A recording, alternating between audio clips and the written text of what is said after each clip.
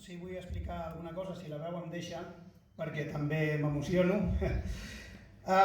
Diuen que quan neix una comunista mor una desigualtat.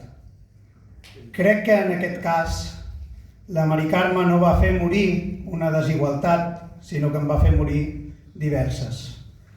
Diverses desigualtats a nivell local, a nivell de país i a nivell també internacional. Parlàvem abans de les seves excursions i del que va promoure amb el Sàhara. La Mari Carme era una persona molt solidària, era una comunista exemplar. I no era tonta, era molt intel·ligent. I precisament per això la Mari Carme sempre lluitava perquè el partit on milito tingués una bona organització, perquè ella sabia que ella sola faria morir una desigualtat, però organitzada amb d'altres companys i camarades en podria fer morir diverses. De fet, explicaré una anècdota, alguns la coneixeu, perquè l'Héctor em va fer referència al dia del seu comiat. L'última reunió de cèl·lula que compartim amb Polinyà, Santa Perpètua i Palau, la Mari Carme va venir, ja molt toveta, però va voler venir.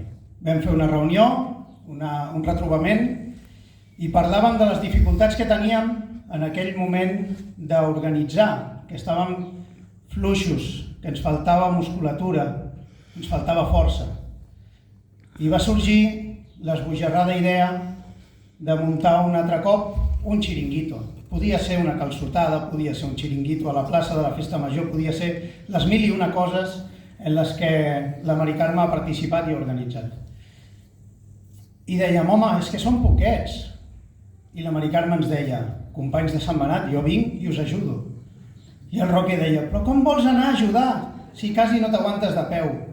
I ella va dir, vaig, ajudo una estona, quan em cansi m'assento i després em torno a aixecar i torno a ajudar.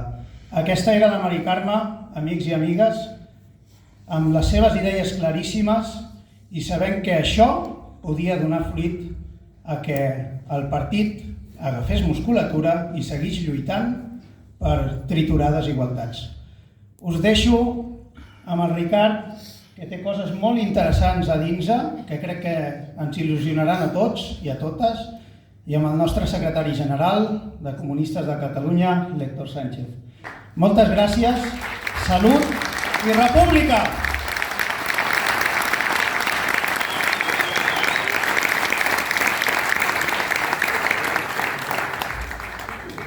Bon dia, vull començar amb un sentit agraïment a la cèl·lula de Comunistes de Polinyà i molt especialment al Roque per convidar-me avui aquí. De fet, el Roque es va entestant que vingués i jo deia, potser no cal, no, has de venir. Doncs el Roque ho demana, aquí estem. Ens trobem en l'homenatge a la Mari Carme en un cap de setmana que no és casual. Avui fa anys de la proclamació de la República i no només això, ahir va fer anys de la mort de Neus Català, de la històrica lluitadora antifeixista i militant comunista a la qual li dediquem la nostra fundació. Quan parlem d'història estem molt acostumats a imaginar-nos a polítics, a gent poderosa, a homes poderosos, i hem de ser conscients que els grans canvis els fem la gent petita. Gent petita, gent anònima, com Neus Català o com Mari Carmen Gámez, que s'uneixen amb altres com elles per aconseguir canvis profunds. Hi ha un fil que ve de la Neus i que ens porta fins a la Mari Carmen. Un fil roig i violeta. Un fil teixit amb l'ètica militant, amb l'esforç per millorar la vida de la gent treballadora, amb l'empenta per l'alliberament de la dona i amb la cultura de la pau i per fer fora el feixisme. Un fil compartit per milions de lluitadors i lluitadores comunistes, de militants d'arreu que fan gala d'un compromís col·lectiu, un compromís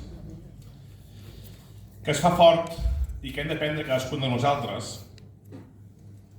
Un compromís que ens correspon per responsabilitat històrica, personal i col·lectiva. Hem de fer gala dels valors de la Mari Carmen, que també eren els valors de Neus Català, els valors republicans, comunistes, de la fraternitat, de la igualtat i de la llibertat.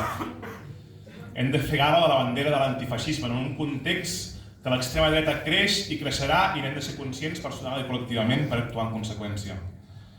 Hem de fer gala de la idea que tenim la Neus i que tenim la Mari Carmen, una societat nova, un demà diferent. I més enllà d'això, també us volia comentar que fa uns mesos vaig estar aquí a Polinyà a la inauguració de la Biblioteca Neus Català, convidat per l'alcalde i l'Ajuntament i també pel Roque, que m'acompanyà, per inaugurar aquest espai tan preciós que fa comunitat i que fa poble. I des d'aquell dia que va començar a barrinar-nos una idea, que va començar a través d'una conversa amb el Roque i amb l'alcalde de Polinyà, en Javi. Hola, Javi. I us vull dir, només per acabar, que estem buscant els recursos per poder escriure un llibre que parli de la Mari Carmen, que expliqui la seva vida i el seu llegat per reivindicar-la, i estic convençut que ho aconseguirem i que espero que l'any que ve, de cara a Sant Jordi, puguem estar aquí una altra vegada presentant aquell llibre i que puguem tenir aquest testimoni escrit de la vida de la Mari Carmen. Moltes gràcies i visca la República.